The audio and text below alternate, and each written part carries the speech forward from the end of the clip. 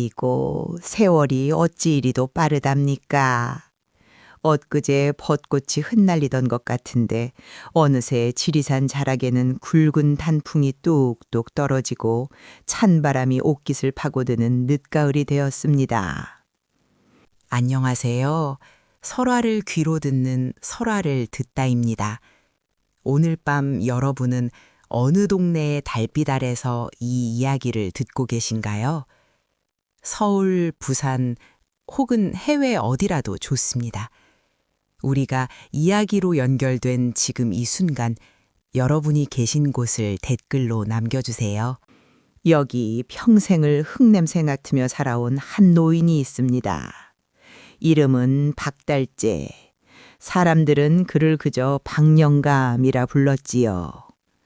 나이는 60을 훌쩍 넘겨 일흔을 바라보는데 슬하에 자식 하나 없고 곁을 지키는 마누라 하나 없이 산 아래 찌그러져가는 오두막에서 홀로 지내는 외로운 처지였습니다. 오늘도 박영감은 새벽 이슬을 맞으며 지게 하나 짊어지고 산을 올랐습니다. 겨울이 오기 전에 땔감이라도 좀 넉넉히 해두고 운이 좋으면 도라지나 더덕이라도 몇 뿌리 캐서 장터에 내다 팔아 쌀이라도 한 대 살 요량이었지요. 하지만 오늘따라 산신령님이 무심하신지 하루 종일 산을 헤매도 눈에 띄는 약초가 하나 없었습니다. 허허, 이놈의 팔자. 산삼은커녕 칡뿌리 하나 구경하기 힘드니 원. 올겨울은 또 어찌 난다냐. 박영감은 텅 빈 지게를 추스르며 긴 한숨을 내쉬었습니다. 그의 입에서 나온 하얀 입김이 허공으로 흩어지는 모습이 마치 그의 헛헛한 인생 같아 보였지요. 해는 뉘엿뉘엿 서산으로 넘어가고 산그림자가 길게 드리워지기 시작했습니다. 서둘러 내려가지 않으면 산중에서 호환이라도 당할까 겁이 나는 시간입니다. 박영감은 서둘러 발길을 돌렸습니다. 바스락 바스락 낙엽 밟는 소리만 적막한 산속에 울려 퍼졌습니다. 그런데 바로 그때였습니다. 낑, 끙, 끙. 어디선가 가늘고 애처로운 소리가 들려왔습니다. 박영감은 걸음을 뚝 멈췄습니다. 처음에는 잘못 들은 줄 알았습니다. 바람이 나뭇가지를 스치는 소리겠거니 했지요. 하지만 귀를 기울이니 그 소리는 더욱 선명하게 들려왔습니다. 낑, 끙, 끙. 마치 갓난아기가 엄마를 찾으며 보채는 듯도 하고 다친 짐승이 마지막 숨을 몰아쉬며 내뱉는 신음소리 같기도 했습니다. 박영감의 등줄기에 식은땀이 흘렀습니다. 이 깊은 산속에 이 늦은 시간에 무슨 소리란 말입니까? 그냥 모른 척하고 내려가야 한다고 머리로는 생각했습니다. 괜히 엉뚱한 것에 휘말렸다가는 제명에 못 죽는 법이니까요. 하지만 박영감의 발은 야속하게도 그 소리가 나는 쪽을 향하고 있었습니다. 평생 남에게 모진 말 한 번 못하고 살아온 그놈의 지긋지긋한 착한 심성 때문이었지요. 박영감은 낯을 꽉 쥐고 소리가 나는 덤불숲으로 조심조심 다가갔습니다. 가시덤불을 헤치고 무성한 자풀을 걷어내자 그곳에는 믿을 수 없는 광경이 펼쳐져 있었습니다. 아니, 이게 뭐여?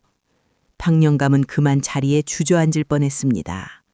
그곳에는 웬 짐승 새끼 한 마리가 덫에 걸려 버둥거리고 있었는데 그 녀석은 토끼도 아니고 노루도 아니었습니다. 누런 털에 검은 줄무늬가 선명한 바로 산중의 왕 호랑이의 새끼였습니다. 누군가 몰래 놓아둔 쇠창살 덫인 모양이었습니다.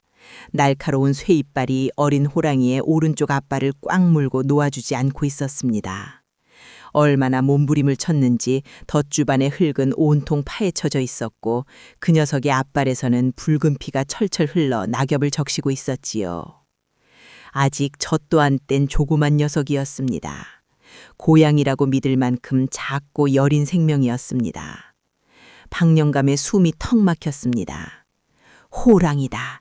새끼라도 호랑이는 호랑이여. 당장 도망쳐야 해. 그의 본능이 경고했습니다.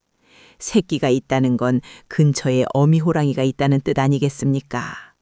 성난 어미호랑이가 나타나면 뼈도 못 추릴 판입니다.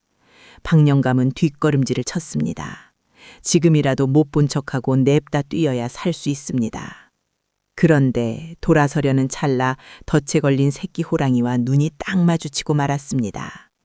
녀석은 으르렁거릴 힘조차 없는지 그저 젖은 눈망울로 박영감을 빤히 쳐다보고만 있었습니다. 그 눈빛이 어찌나 맑고 슬퍼던지 마치 사람의 눈 같았습니다. 할아버지, 좀 살려주세요. 너무 아파요. 하고 말하는 것만 같았지요. 박영감의 가슴 한구석이 찌리르하게 아려왔습니다. 평생 자식 하나 없이 외롭게 살아온 서러움 때문이었을까요? 아니면 죽어가는 생명에 대한 최근심 때문이었을까요? 그 눈빛을 보고 나니 도저히 발걸음이 떨어지지가 않았습니다. 이거 참 큰일 났네. 내가 미쳤지, 내가 미쳤어. 박영감은 하늘을 한 번 쳐다보고 땅을 한 번 쳐다보며 탄식했습니다. 그러고는 덜덜 떨리는 다리를 진정시키며 조심스럽게 새끼 호랑이 쪽으로 다가갔습니다. 주변을 두리번거리며 어미가 없는지 살피는 것도 잊지 않았지요. 다행히 주변은 고요했습니다. 아마도 어미와 사냥을 나간 사이에 호기심 많은 새끼가 돌아다니다가 변을 당한 모양이었습니다. 아가, 가만히 있어라. 내가 너 잡아먹으려는 게 아니여. 그 아픈 걸 좀 빼주려는 것이니 물면 안 된다. 알겠지? 박영감은 어린아이 달래듯 중얼거리며 덫에 손을 댔습니다. 차가운 쇠붙이의 감촉이 손끝에 닿았습니다. 덫은 꽤나 단단하게 물려 있었습니다. 노인의 힘으로 이걸 벌리는 건 쉬운 일이 아니었지요. 박영감은 전 먹던 힘까지 짜내어 덫의 양쪽을 잡고 벌리기 시작했습니다. 이놈의 쇠벽다귀가 왜 이리 안 벌어진다냐. 으라차차. 손바닥이 찢어질 듯 아팠지만 박영감은 포기하지 않았습니다. 새끼 호랑이도 박영감의 마음을 알았는지 아픔을 참고 얌전히 기다리고 있었습니다. 마침내 철컹 하는 소리와 함께 덫이 벌어졌습니다. 그 순간 새끼 호랑이는 잽싸게 발을 빼내고는 바닥에 쓰러졌습니다. 상처가 깊었습니다. 뼈가 드러날 정도로 살점이 뜯겨나갔고 피가 멈추지 않았습니다. 이대로 두면 과다출혈로 죽거나 상처가 썩어 들어갈 게 뻔했습니다. 박영감은 주저없이 자신이 입고 있던 무명저고리의 소매끝을 푹 찢었습니다. 가난한 살림에 옷 한 벌이 귀한 처지였지만 지금 그런 걸 따질 때가 아니었지요. 그는 찢어낸 천으로 새끼 호랑이의 상처 부위를 꼼꼼하게 동염해 주었습니다. 산사람의 지혜였지요. 자, 됐다. 이제 피는 멎을 게다. 어미가 올 때까지 꼼짝 말고 여기 있거라. 나는 갈란다. 박영감은 식은땀을 닦으며 일어났습니다. 할 도리는 다 했습니다. 이제는 정말 살 길을 찾아 떠나야 할 시간이었습니다. 해는 이미 반쯤 넘어가 산속은 어둑어둑해지고 있었습니다. 박영감은 서둘러 지게를 지고 산길을 내려가기 시작했습니다. 뒤도 돌아보지 않고 10리쯤 걸었을까요? 등 뒤에서 자꾸만 바스락거리는 소리가 들려왔습니다. 바람소리인가 싶어 무시하려 했지만 소리는 끈질기게 따라왔습니다. 설마. 박영감은 걸음을 멈추어 뒤를 돌아보았습니다. 그리고 그만 입을 다물지 못했습니다. 저만치 뒤에서 아까 그 새끼 호랑이가 절뚝거리는 다리로 힘겹게 박영감을 쫓아오고 있는 게 아니겠습니까? 앞발에 감긴 하얀 무명천에는 피가 배어나와 붉게 물들어 있었습니다. 그런데도 녀석은 박영감을 놓칠세라 낑낑거리며 필사적으로 따라오고 있었던 겁니다. 아이고, 이 녀석아, 왜 따라와? 어미한테 가라니까. 박영감이 허이허이 손짓을 하며 소리쳤습니다. 하지만 새끼 호랑이는 멈추지 않았습니다. 오히려 박영감의 목소리를 듣고는 반갑다는 듯 꼬리를 살랑거리며 더 가까이 다가왔습니다. 마치 할아버지, 저 버리고 가지 마세요. 저 갈 데가 없어요. 라고 말하는 것 같았습니다. 어느새 녀석은 박영감의 발치까지 와서 피 묻은 머리를 박영감의 집신에 비벼대기 시작했습니다. 따뜻한 체온이 발등으로 전해져 왔습니다. 박영감은 하늘을 올려다보았습니다. 붉은 단풍 사이로 벌써 별이 하나하들 뜨고 있었습니다. 이 어린 것을 이 추운 산속에 그것도 다친 몸으로 혼자 두고 가면 밤새 늑대밥이 되거나 얼어 죽을 게 뻔했습니다. 어미가 있었다면 벌써 나타났을 텐데 아무래도 어미에게 버림받았거나 어미가 변을 당한 게 분명해 보였습니다. 박영감의 가슴속에서 뜨거운 것이 울컥 치밀어 올랐습니다. 그것은 연민이기도 했고 외로운 늙은이의 정이기도 했습니다. 허허, 니놈이나 나나 기구한 팔자로구나.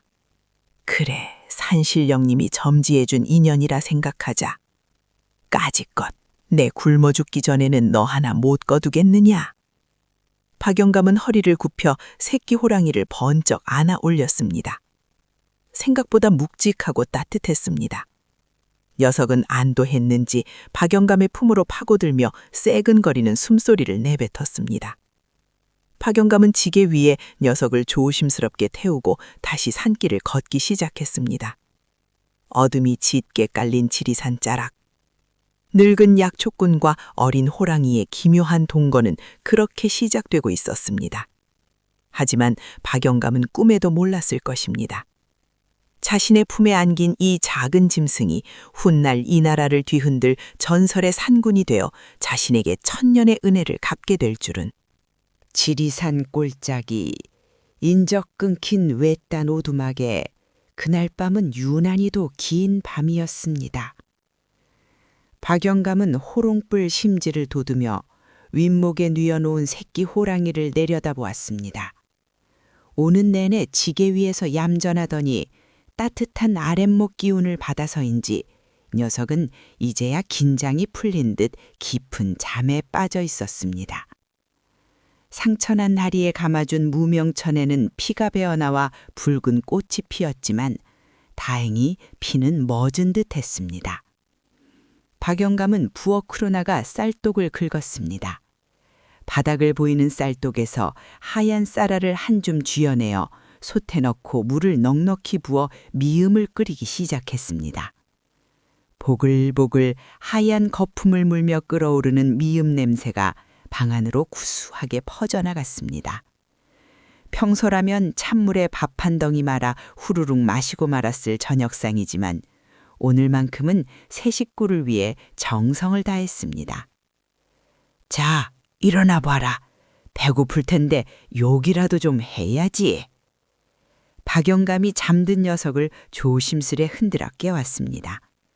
새끼 호랑이는 눈을 개슴치레 뜨더니 코를 벌름거리며 미음 냄새를 맡았습니다.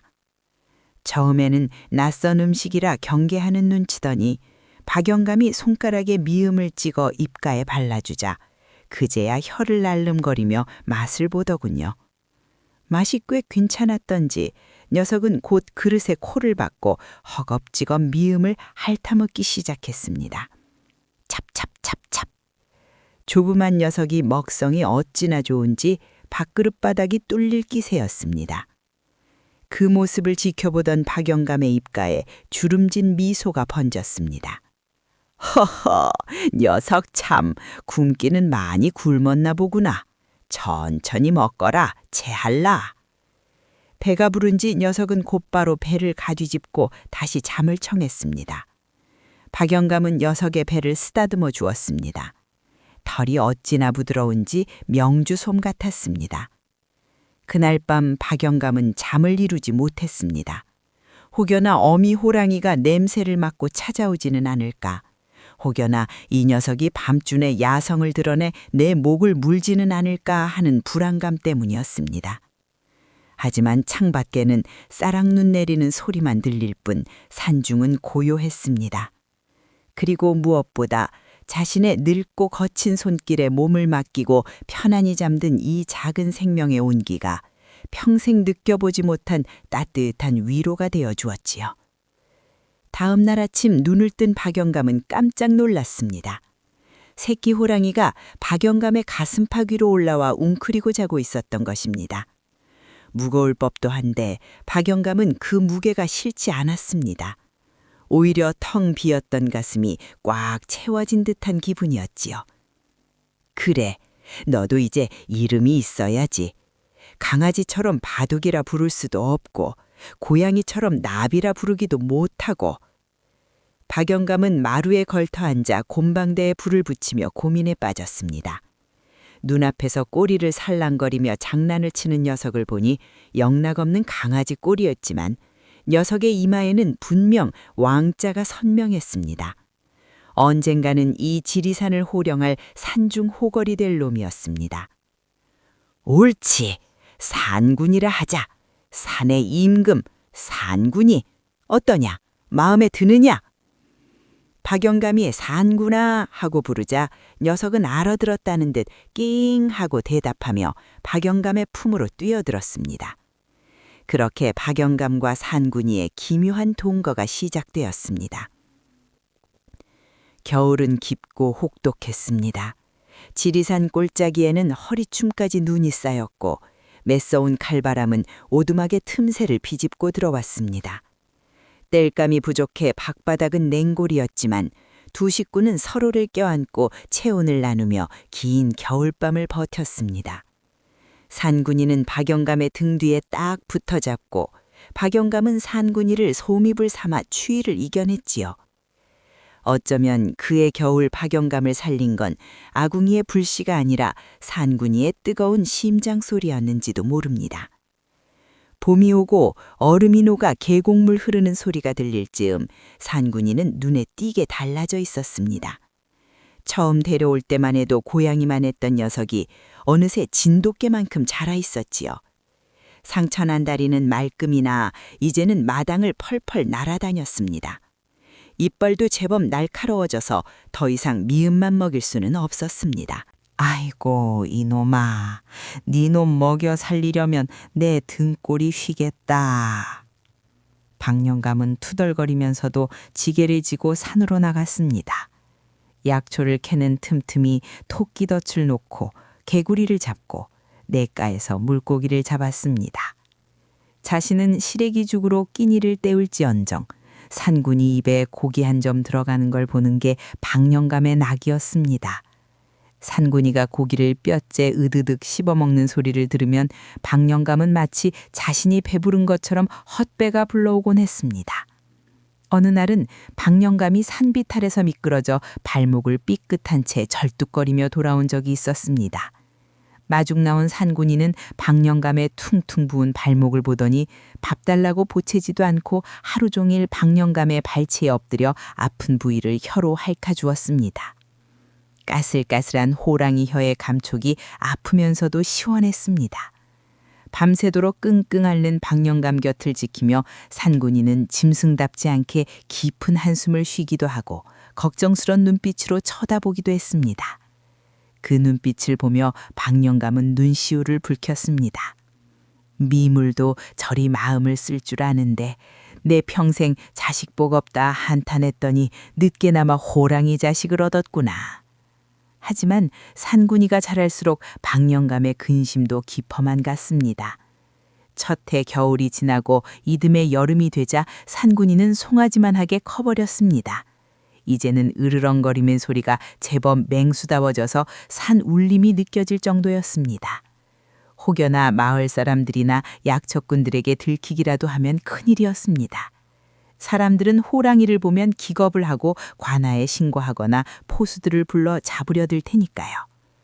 박영감은 집 뒤편 대나무 숲을 정리하고 그곳에 굵은 통나무로 높은 울타리를 쳤습니다. 사람 키 2배는 좋기 넘는 높이였습니다. 산구나, 답답해도 참아라.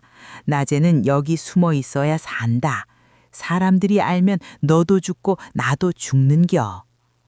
산군이는 영물이라 그런지 박영감의 말을 찰떡같이 알아들었습니다.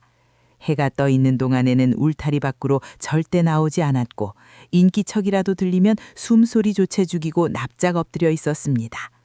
그러다 해가 지고 사방이 캄캄해지면 박영감이 울타리 문을 열어주었지요. 그제야 산군이는 마당으로 나와 기지개를 켜고 박영감에게 달려들어 어리광을 부렸습니다. 덩치는 산만한 놈이 박영감 품에 파고들겠다고 들이미니 박영감은 뒤로 벌러덩 넘어지기 일쑤였습니다. 그때마다 박영감의 호탕한 웃음소리와 산군이의 그르릉거리는 소리가 달빛 쏟아지는 마당을 가득 채웠습니다. 어느 가을밤 박영감은 마루에 앉아 탁주 한 사발을 들이키며 신세 타령을 늘어놓았습니다. 산군아, 내 나이 이제 70이다. 저승사자가 문 밖에서 기웃거릴 나이지. 내가 죽고 나면 너는 어찌 살꼬? 산으로 돌아가야 할 텐데 사람 손을 타서 야생에서 살아남을 수 있을지. 박영감의 목소리가 젖어들었습니다. 산군이는 술 냄새가 싫은지 코를 찡그리면서도 박영감의 무릎에 거대한 머리를 턱하니 올려놓았습니다. 그리고는 박영감의 거친 손을 할 곳도 핥았습니다. 걱정 마세요. 아버지, 제가 있잖아요. 하고 위로하는 듯 했습니다. 박영감은 산군이의 목덜미를 끌어안고 펑펑 울었습니다. 외로움에 사무쳤던 지난 세월이 산군이의 체온에 녹아내리는 밤이었습니다. 그렇게 3년이라는 세월이 흘렀습니다.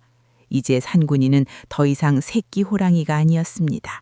일어서면 지붕 처마에 닿을 만큼 거대했고 앞발 하나가 솥뚜껑만 했으며 황금빛 털에는 윤기자 자르르 흘렀습니다. 눈빛은 형령하여 감히 마주보기 힘들 정도의 위엄이 서려 있지요. 지리산의 그 어떤 맹수도 범접할 수 없는 진짜 산군이 된 것입니다. 하지만 박영감 앞에서는 여전히 떼쟁이 막내 아들이었습니다. 박영감이 앉아 하면 앉고 손 하면 그 큰 앞발을 턱하니 내밀었습니다. 마을 사람들은 박영감이 노망이 나서 혼자 중얼거린다고 수군거렸지만 사실 박영감은 세상 그 누구보다 든든하고 강력한 아들을 키우고 있었던 것입니다. 그러나 비밀은 영원할 수 없는 법. 박영감의 쌀독은 점점 바닥을 드러내고 있었고 산군이의 먹성을 감당하기에는 약초 몇 뿌리로는 턱없이 부족했습니다. 게다가 산군이의 몸집이 커질수록 뿜어져 나오는 맹수의 기운을 감추기가 점점 어려워지고 있었습니다. 가끔 산바람을 타고 내려오는 비릿하고도 강렬한 맹수의 냄새에 마을의 개들이 꼬리를 말고 짖어대기 시작했습니다. 불길한 징조였습니다. 운명은 이제 박영감과 산군이에게 선택을 강요하고 있었습니다. 이 평화롭고도 위태로운 동거가 언제까지 지속될 수 있을지 박영감은 밤마다 잠을 설치며 뜬는 이로 밤을 지새우게 되었습니다. 지리산 골짜기에 또다시 봄이 찾아왔건만 박영감의 오두막에는 여전히 찬바람만 쌩쌩 불었습니다. 그해 봄은 유난히도 가물었습니다. 겨우내 내린 눈이 녹아 땅을 적셔야 하는데 피 한 방울 내리지 않으니 산천 초목이 바싹 말라 비틀어졌지요. 약초란 것도 땅 기운을 받아야 자라는 법인데 땅이 거북이 등껍질처럼 갈라지니 도라지 하나 더덕한 뿌리 구경하기가 하늘의 별따기였습니다. 이른바 보릿고개라 불리는 춘공기가 닥쳐온 것입니다. 박영감의 쌀독은 바닥을 드러낸 지 오래입니다. 하루 두 끼 먹던 것을 한 끼로 줄이고 그마저도 묽은 죽으로 때우기를 보름째 박영감의 얼굴은 반쪽이 되었고 눈 푹 꺼져 괭하니 생기를 잃어갔습니다. 하지만 박영감보다 더 딱한 것은 바로 산군이었습니다. 그 거대한 덩치를 유지하려면 하루에 닭 몇 마리는 먹어야 하는데 주인인 박영감조차 풀뿌리로 연명하는 처지니 산군이에게 줄 것이라곤 멀건 숭늉물이나 운 좋게 잡은 개구리 몇 마리가 고작이었습니다. 어느 날 아침 박영감은 마당에 힘없이 누워있는 산군이를 보며 가슴을 쳤습니다. 윤기가 자르르 흐르던 황금빛 털은 푸석푸석해졌고 갈비뼈가 드러날 정도로 녀석은 야위어 있었습니다. 산군이는 배가 고파 힘이 없을 텐데도 박영감이 다가오자 애써 꼬리를 흔들며 크르릉 소리를 냈습니다. 그 소리가 마치 아버지, 저는 괜찮아요. 아버지나 좀 드세요. 하는 것 같아 박영감은 억장이 무너졌습니다. 아이고, 내 새끼. 이 못난 애비를 만나 네가 고생이 많구나. 차라리 산으로 가서 네 힘으로 사냥을 하면 배는 안 골 텐데 내가 욕심으로 너를 붙잡고 있는 건 아닌지. 박영감은 눈물을 훔치며 지게를 짊어졌습니다. 오늘이야말로 깊은 산속 어디라도 뒤져서 칡뿌리라도 캐와야겠다고 다짐했습니다. 그런데 박영감이 살인문을 나서려는데 갑자기 산군이가 벌떡 일어나더니 박영감의 바짓가랑이를 물고 늘어지는 게 아니겠습니까? 어허, 산군아, 왜 이러느냐? 이거 놔라! 나 산에 다녀와야 너 줄 거라도 구해오지! 박영감이 떼어내려 했지만 산군이는 요지부동이었습니다. 오히려 평소와는 다르게 박영감의 웃자락을 꽉 물고는 집 뒤편 산 쪽으로 강하게 잡아 끌었습니다. 그 힘이 어찌나 센지 박영감은 질질 끌려가다시피 했습니다. 산군이의 눈빛이 예사롭지 않았습니다. 장난을 치는 게 아니었습니다. 노랗게 빛나는 그 눈동자에는 무언가 결연한 의지가 담겨 있었습니다. 설마 나보고 따라오라는 것이냐? 박영감이 묻자 산군이는 바짓가랑이를 놓고는 앞장서서 몇 걸음 가더니 뒤를 돌아보며 긍 하고 재촉했습니다. 평소에는 낮에 절대 울타리 밖으로 나오지 않던 녀석이었습니다. 무언가 곡절이 있음을 직감한 박영감은 홀린 듯 산군이의 뒤를 따르기 시작했습니다. 산군이는 박영감이 평소 다니던 완만한 약초꾼길이 아니라 사람이 전혀 다니지 않는 짐승길로 접어들었습니다. 가시덤불이 우거지고 바위가 날카로워 젊은 사람도 혀를 내두를 만한 험지였습니다. 박영감은 숨이 턱끝까지 차올랐습니다. 빈속의 험한 산을 오르려니 다리가 후들거리고 눈앞이 핑 돌았습니다. 산구나. 조금만 천천히 가자. 이 애비 죽겠다. 박영감이 바위에 주저앉아 숨을 고를 때면 산군이는 처만치서 기다려 주었습니다. 그러면서도 박영감이 너무 오래 쉰다 싶으면 다가와서 머리로 박영감의 엉덩이를 쿡쿡 찔러댔습니다. 마치 여기서 멈추면 안 돼요. 조금만 더 힘을 내세요.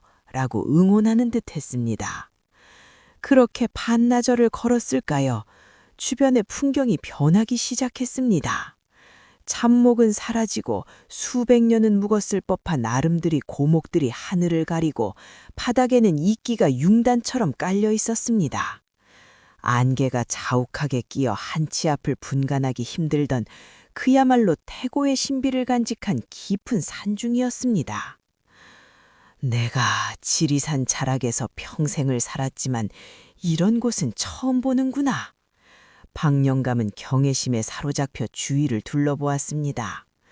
그때 앞서가던 산군이가 멈춰선 곳은 깎아지 듯한 절벽 앞이었습니다. 천길 낭떠러지 아래로는 구름이 흘러가고 맞은편에는 사람이 도저히 닿을 수 없을 것 같은 기암괴석이 솟아 있었습니다. 산군이는 망설임 없이 절벽 끝으로 가더니 맞은편 바위턱을 향해 훌쩍 몸을 날렸습니다. 탁 하는 소리와 함께 산군이는 가볍게 착지했습니다.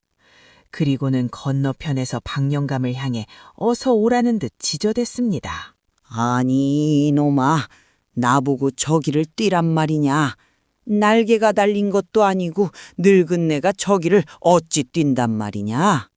박영감은 손사래를 쳤습니다. 발만 헛디뎌도 뼈도 못 추릴 낭떠러지였습니다. 하지만 상군이는 포기하지 않고 으르렁거렸습니다. 그 소리가 어찌나 다급한지 박영감은 산군이를 믿어보기로 했습니다. 평생을 자식처럼 키운 놈이 애비를 죽을 자리에 데려가진 않을 것이란 믿음 하나였습니다. 박영감은 눈을 질끈 감고 있는 힘을 다해 몸을 날렸습니다. 으라차차!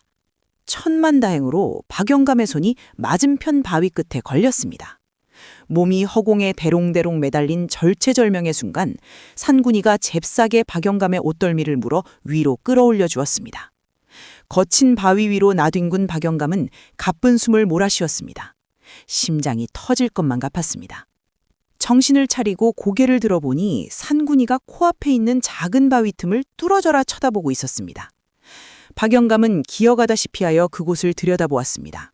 순간 박영감의 눈이 휘둥그레졌습니다. 이게 뭐여?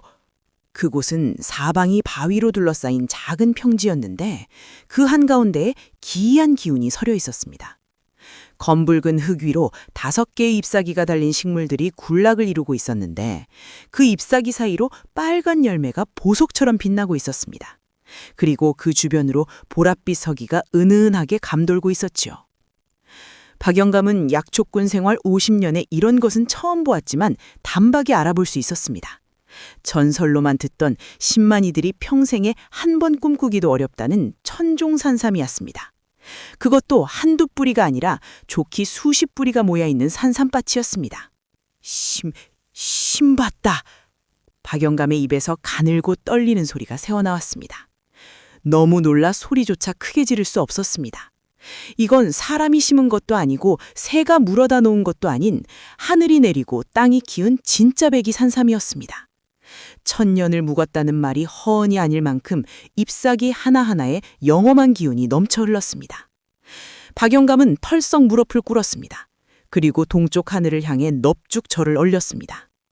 산신령님 고맙습니다. 천지신명님 감사합니다.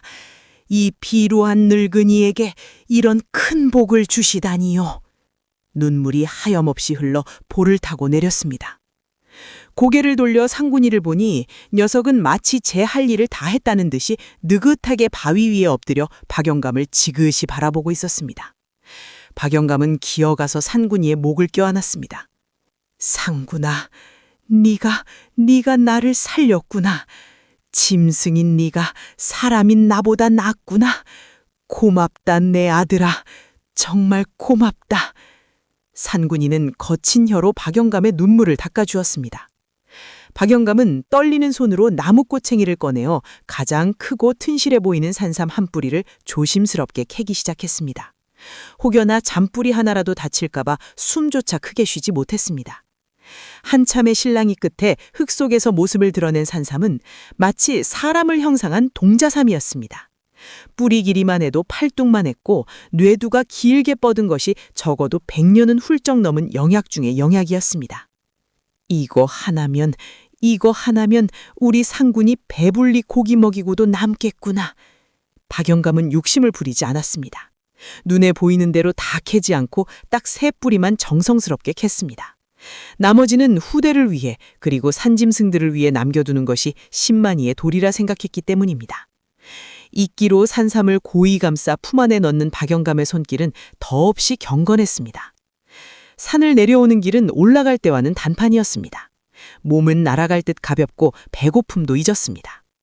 그날 저녁 박영감은 읍장터가 아니라 소문을 듣고 찾아온 한양의 거상에게 산삼 한 뿌리를 팔았습니다. 평생 만져보지도 못한 거금, 은화 500냥이 박영감의 손에 쥐었습니다. 그 돈이면 기와집 10채를 사고도 남을 돈이었습니다. 하지만 박영감의 삶은 크게 달라지지 않았습니다. 다만 상군이에게 매일 닭과 돼지고기를 실컷 먹일 수 있게 되었고 쓰러져 가던 오두막을 고치고 따뜻한 이불을 장만했을 뿐입니다. 그리고 남은 돈으로는 마을의 가난한 이웃들에게 쌀과 곡식을 몰래 나누어 주었습니다. 자신에게 온 복을 혼자 독차지하면 탈이 난다는 것을 박영감은 알고 있었습니다. 마을 사람들은 박영감이 노다지라도 캔 줄 알았지만 그가 베푸는 덕에 배를 채울 수 있어 그저 고마워할 따름이었습니다. 행복했습니다. 배고픔 걱정 없이 상군이와 함께 배부르고 등따습한 나날들. 박영감은 더 이상 바랄 것이 없었습니다. 이대로 산군이와 함께 늙어가다 조용히 눈을 감으면 그만이라 생각했습니다. 하지만 호사다마라 했던가요? 좋은 일에는 반드시 막아 끼는 법. 박영감의 기이한 행운과 산군이의 존재를 눈치챈 검은 그림자가 서서히 오두막향을 향해 다가오고 있었습니다. 탐욕의 눈이 먼 자, 바로 고을사또 조탐관이었습니다. 지리산 자락 고을에 새로 부임한 사또. 성은 조가요, 이름은 탐관이라. 사람들은 그를 일러 조탐관이라 불렀으니 이름 그대로 탐욕이 목구멍까지 차오른 자였습니다. 그는 백성을 자식처럼 돌보라는 나라님의 명은 귓등으로도 안 듣고 오로지 곳간 채우기에만 혈안이 되어 있었습니다. 가뭄에 콩나듯 하는 흉년에도 세금을 3배로 걷어가고 지나가는 과객의 보찜까지 탈탈 털어가는 통에 고을 사람들의 원성이 하늘을 찌를 듯 했지요. 어느 날 관아의 사랑방에서는 질펀한 술판이 벌어졌습니다.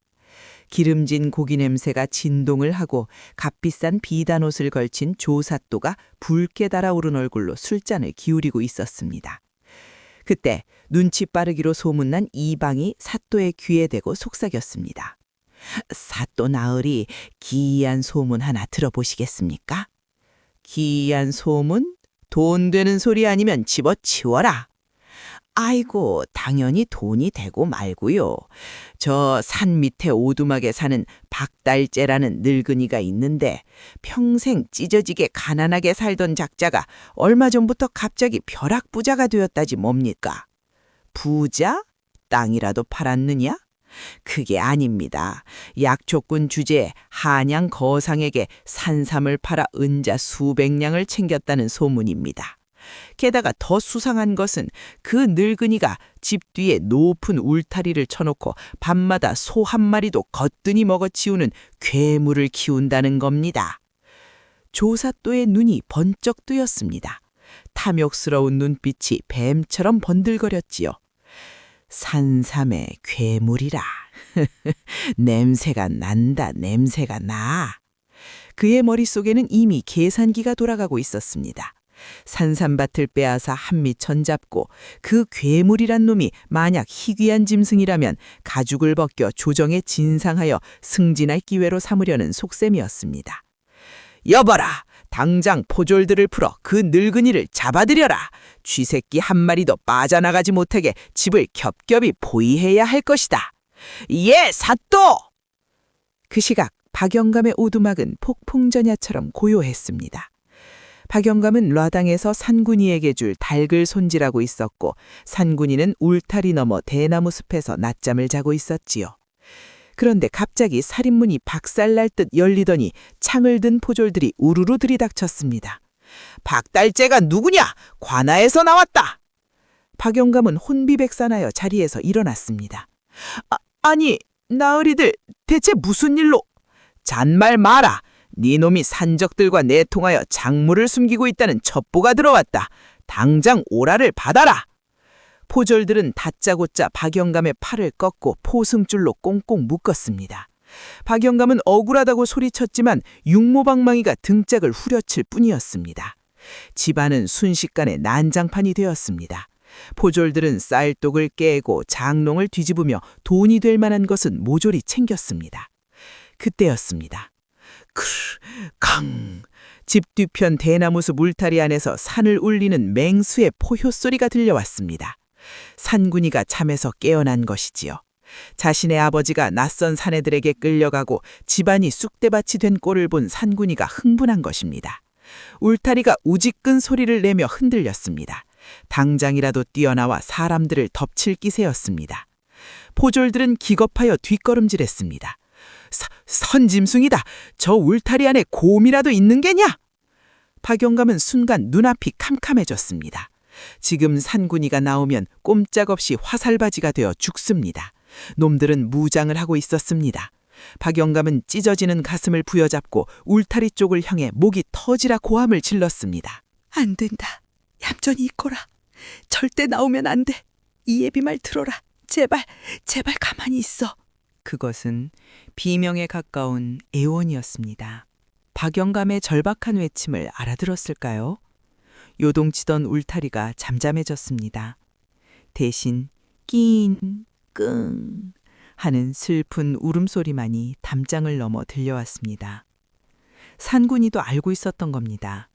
지금 나가면 아버지가 더 위험해질 수 있다는 것을. 박영감은 질질 끌려가면서도 자꾸만 뒤를 돌아보았습니다. 어둑해진 대나무 숲 사이로 황금빛 눈동자 2개가 눈물을 머금은 채 자신을 바라보고 있는 것이 보였습니다. 미안하다, 산구나. 펍도 못 챙겨주고 나 없어도 얌전히 있어야 한다. 박영감은 차디찬 관아의 감옥에 갇혔습니다. 습하고 냄새나는 옥바닥에는 지푸라기 몇 가닥만 흩어져 있었지요. 하지만 박영감은 자신의 처지보다 집에 혼자 남겨진 산군이 걱정에 피가 말랐습니다. 덩치는 산만 해도 제 손으로 밥 한 번 찾아 먹어본 적 없는 녀석입니다. 배고픔을 못 이겨 마을로 내려오기라도 한다면 그날로 호환이라며 몰매를 맞을 게 뻔했습니다. 다음 날 아침 박영감은 형틀에 묶였습니다. 높은 의자에 거만하게 앉은 조사또가 코스염을 만지작거리며 물었습니다. 네 이놈 박달재야. 네가 감히 약초꾼 주제에 수백 냥의 은자를 숨겨두고 호의호식한다지? 그 돈이 어디서 났느냐? 필시 도적질을 했거나 나라에서 그만 밀무역을 한 것이 틀림없다. 사또나으리 억울합니다. 소인은 그저 산에서 산삼 몇 뿌리를 캐어 판 돈으로. 산삼? 오호라 산삼이라. 조사또의 눈이 탐욕으로 번들거렸습니다. 그렇다면 그 산삼밭이 어디 있느냐? 한두 뿌리가 아닐 텐데 그 위치를 그려바치면 내 특별히 너를 방면해 주마. 박영감은 입을 꾹 다물었습니다. 그곳은 산군이의 고향이자 신성한 영역이었습니다.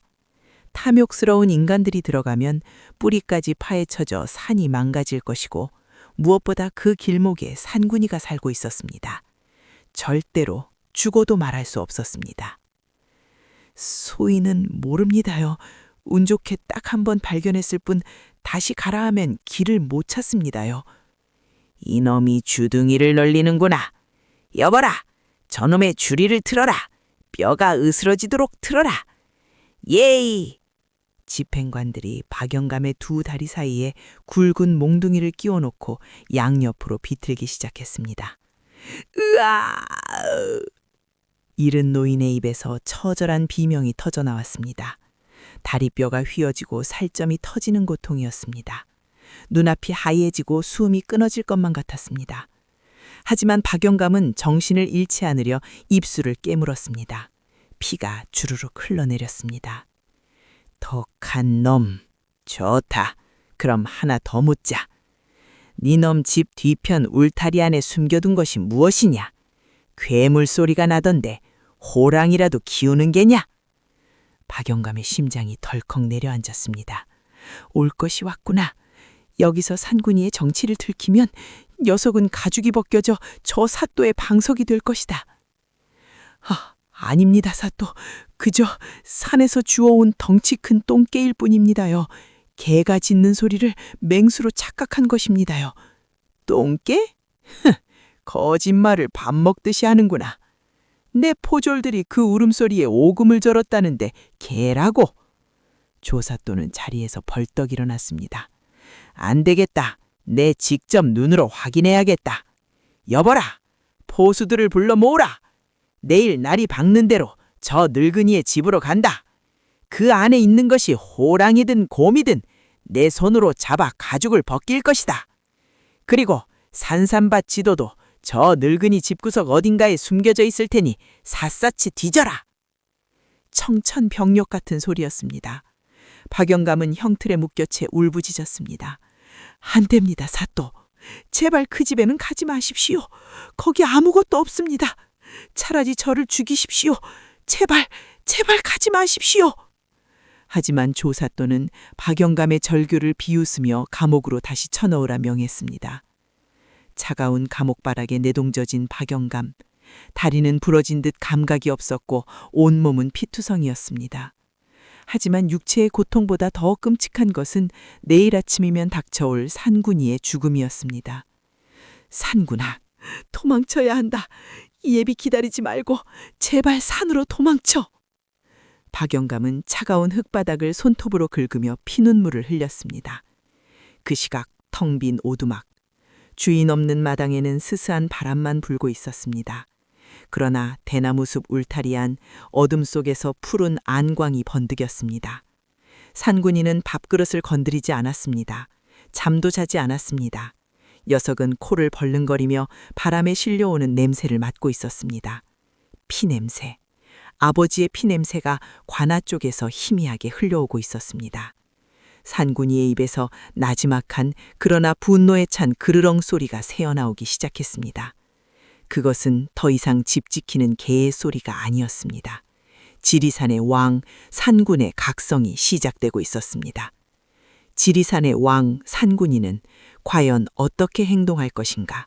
이튿날 아침 관아 마당에는 서슬퍼런 살기가 감돌았습니다.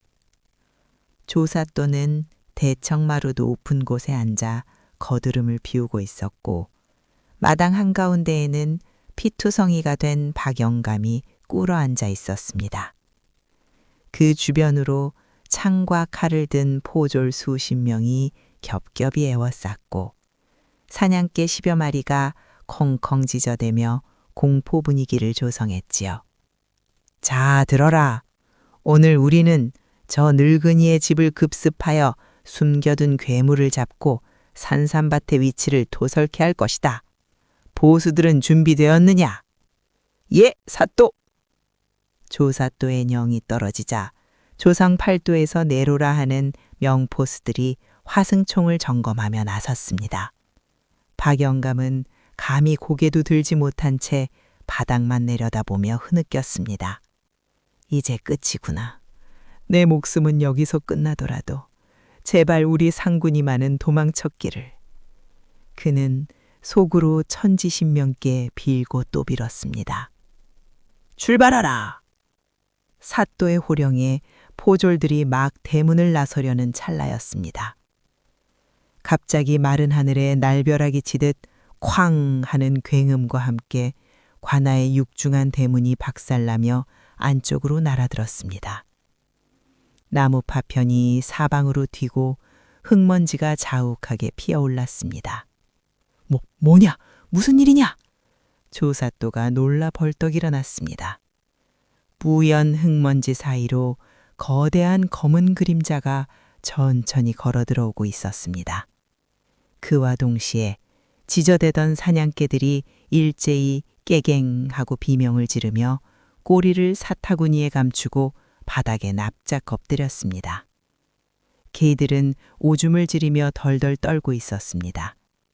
짐승의 본능이 말해주고 있었던 겁니다. 감히 범접할 수 없는 산의 주인이 왕님했음을 말이죠. 먼지가 거치자 드러난 그 형체에 관아 안의 모든 사람은 숨을 멈췄습니다. 집채만한 황금빛 호랑이, 바로 산군이었습니다. 그런데 산군이는 혼자가 아니었습니다. 산군이가 그 하며 낮게 으르렁거리자 관아 담벼락이 지붕이 심지어 대문 밖에서 수십 개의 푸른 안광이 번뜩였습니다. 호랑이다! 호랑이떼가 나타났다! 포졸 하나가 넋이 나간 목소리로 외쳤습니다. 그렇습니다. 지리산의 모든 호랑이들이 그들의 왕 산군이를 돕기 위해 산을 내려온 것입니다. 담장 위에는 표범처럼 날렵한 놈들이, 지붕 위에는 덩치가 고운만한 놈들이 포위하고 있었습니다. 좋기 5마리나 되어 보였습니다. 아니, 그 뒤에 더 있는지도 모를 일이었습니다. 크아! 산군이가 하늘이 찢어져라 포효했습니다. 그 소리가 어찌나 컨지 관아의 기왓장이 우수수 떨어지고 사람들의 고막이 터질 듯 멍해졌습니다. 그것은 단순한 울음소리가 아니었습니다. 내 아버지를 건드린 놈들을 용서치 않겠다는 지리산 산신령의 진노와도 같았습니다. 쏴라! 뭐하고 있느냐? 저 짐승들을 쏴라! 조사또가 땡딱거리며 소리쳤습니다. 하지만 포수들은 손이 떨려 화승총에 불조차 붙이지 못했습니다.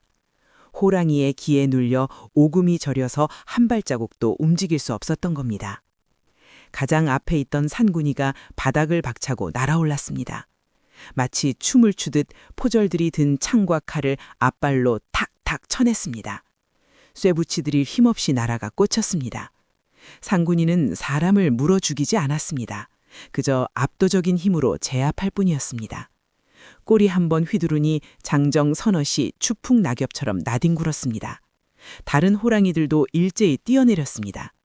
관아마당은 순식간에 아수라장이 되었습니다. 포졸들은 무기를 버리고 살려주시오를 외치며 쥐새끼처럼 도망치기에 바빴습니다.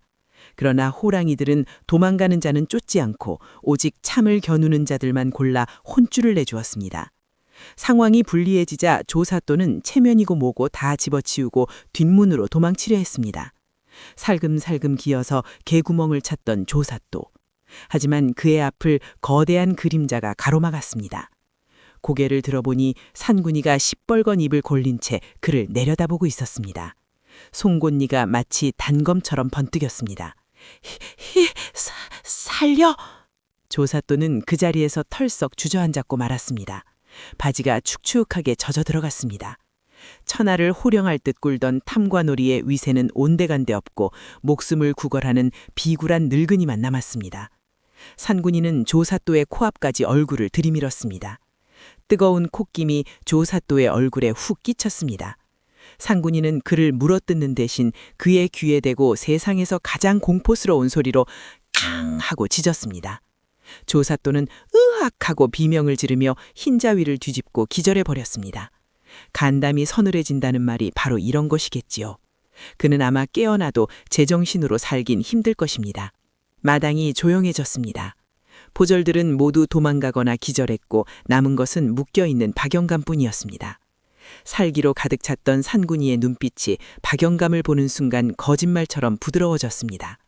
산군이는 절뚝거리며 박영감에게 다가갔습니다. 박영감은 믿기지 않는다는 듯 눈을 비볐습니다. 산군아, 네가 온 것이냐? 정말 너냐? 산군이는 대갑 대신 박영감의 몸을 옥죄고 있던 포승줄을 날카로운 이빨로 끊어냈습니다. 뚝뚝. 줄이 끊어지자 박영감이 힘없이 쓰러졌습니다. 산군이는 재빨리 머리를 들이밀어 박영감을 부축했습니다. 그 거친 혀로 박영감의 피 묻은 얼굴을 핥고 또 핥았습니다. 마치 아버지 늦어서 죄송해요. 많이 아프셨죠? 하고 우는 것 같았습니다. 아이고 내 새끼 장하다 장해. 나는 네가 죽는 줄만 알고. 박영감은 산군이의 굵은 목을 끌어안고 엉엉 울었습니다. 그 모습을 지켜보던 다른 호랑이들도 숙연한 듯 주위를 호위하며 앉아 있었습니다. 잠시 후 산군이가 박영감의 앞에 등을 내밀며 엎드렸습니다. 타라는 신호였습니다. 박영감은 아픈 몸을 이끌고 산군이의 널찍한 등에 올라탔습니다. 어릴 적 지게에 태워 데려왔던 그 조그만 녀석이 이제는 늙은 아비를 태울 만큼 듬직한 산군이 된 것입니다. 가자, 산군아. 냄새나는 속새는 지긋지긋하다. 우리 집으로 가자. 산군이가 힘차게 땅을 박차고 일어났습니다. 호랑이 군단은 박영감을 태운 산군이를 중심으로 대열을 갖추어 유유히 관아를 빠져나갔습니다. 담장 너머에서 이를 지켜보던 백성들은 아무도 소리를 지르거나 신고하지 않았습니다.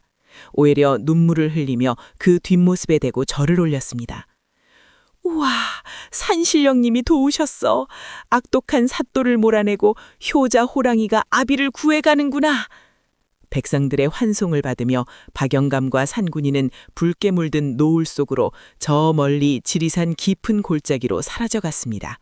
그것은 마치 한 폭의 그림과도 같은 신비롭고도 장엄한 광경이었습니다.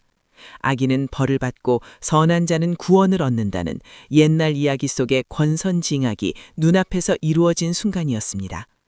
여기가 마침표라는 생각이 듭니다. 그날 관아를 뒤흔들었던 호랑이들의 습격 사건은 온 나라를 발칵 뒤집어 놓았습니다. 조사또가 혼비백산하여 기절한 직후 한양에서 급파된 암행어사가 고을에 들이닥쳤습니다.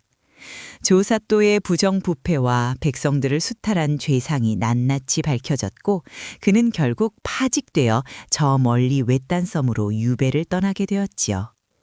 백성들은 덩실덩실 춤을 추며 만세를 불렀습니다.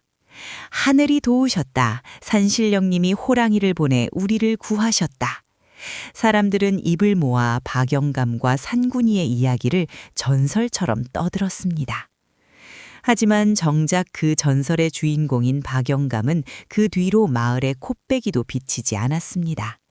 사람들이 그가 살던 오두막을 찾아가 보았지만 집은 텅 비어 있었고 세간살이 하나 남아있지 않았지요.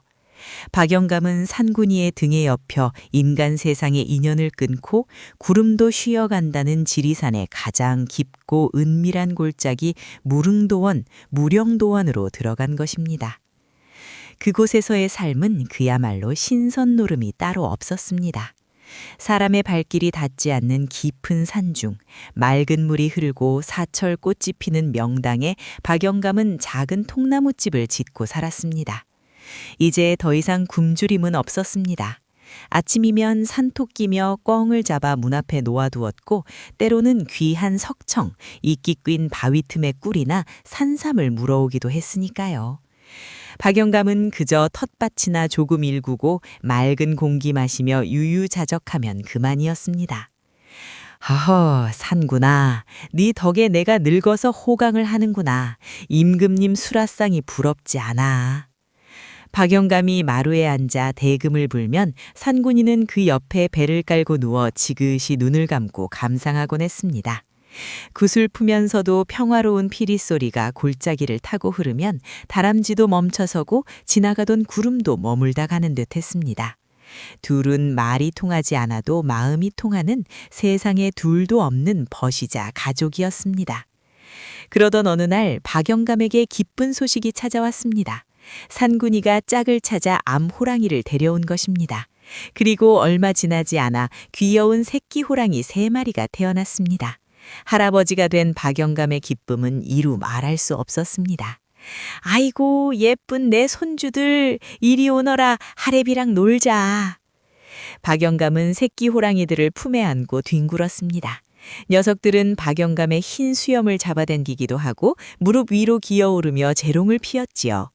천하를 호령하는 맹수의 새끼들이 늙은 인간 앞에서 강아지처럼 구는 모습이라니 세상 어디에서도 볼 수 없는 기이하고도 아름다운 풍경이었습니다.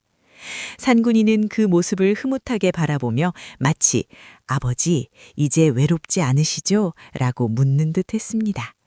세월은 유수와 같다더니 어느덧 10년이라는 세월이 흘렀습니다.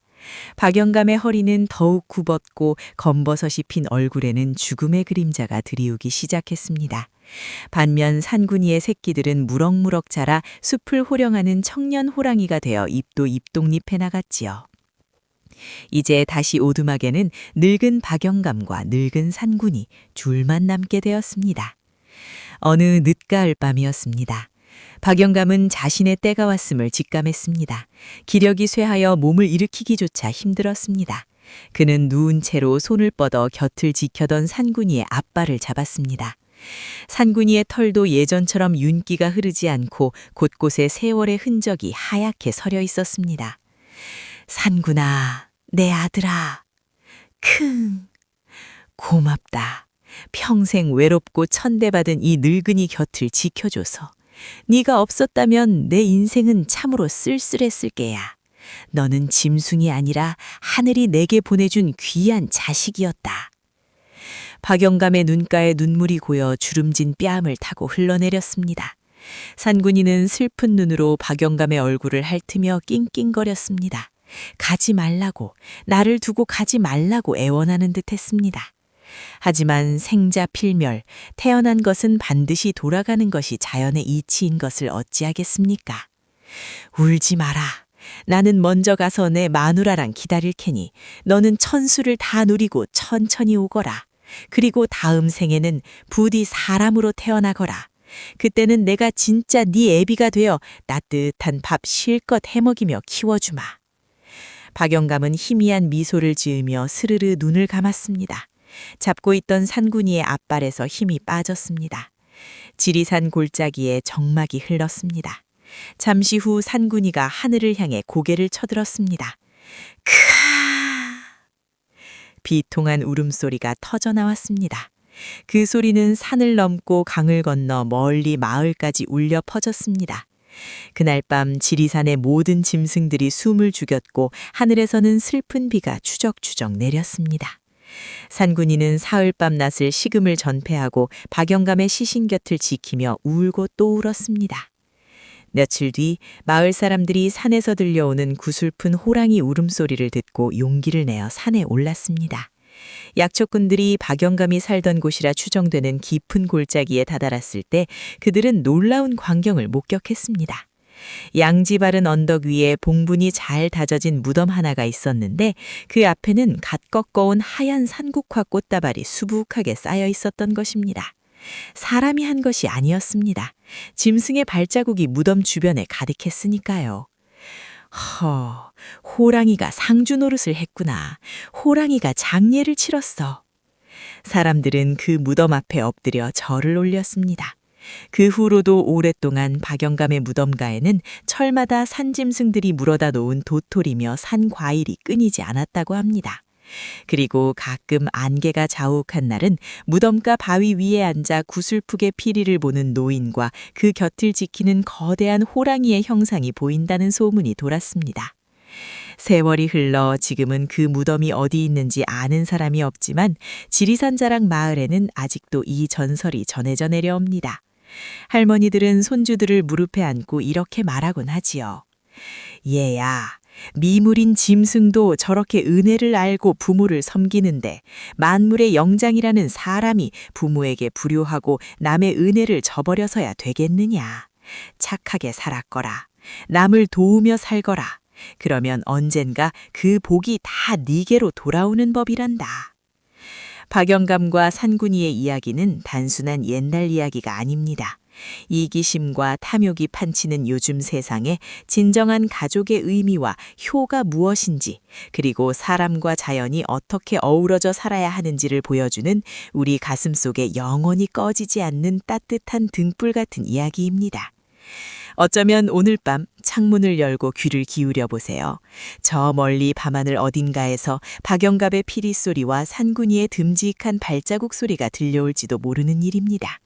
착한 마음을 가진 당신의 꿈속으로 그들이 찾아갈지도 모를 일입니다.